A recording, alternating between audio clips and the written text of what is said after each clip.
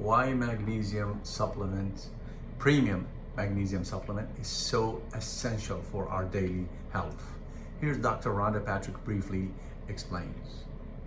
You can imagine if people are already not even getting the RDA, the physically active people are even, in worse shape in some respects. And magnesium is an essential cofactor. It's a mineral that is important for the function of over 300 different enzymes in our body. Everything from enzymes that are important for repairing damage to our DNA. So DNA damage is something that's happening every day. It's happening right now as we're having this conversation. It's not something that you can look in the mirror and see, but it is insidious in respect with respect to basically it causes this low level type of damage that accumulates over time, and as we age, it can lead to dysfunctional cells. It can lead to potentially what are called oncogenic mutations that can lead to cancer. So repair enzymes do not work properly without magnesium.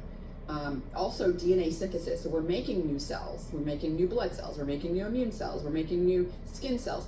Every time we make a new cell, we have to replicate all the DNA inside of those cells. And that requires enzymes called DNA polymerases. Those are, you basically need magnesium for those to work properly, So again, it's a very important process for our DNA and repairing the DNA and making sure it doesn't get mutations from the get-go with DNA replication.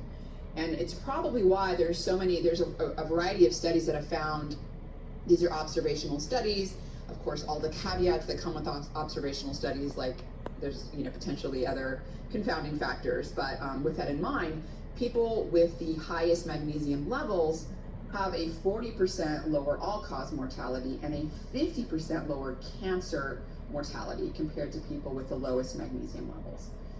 There's another study that I think was specific to pancreatic cancer. So for every 100 milligram decrease in magnesium intake, there was a 24% increase in pancreatic cancer incidence.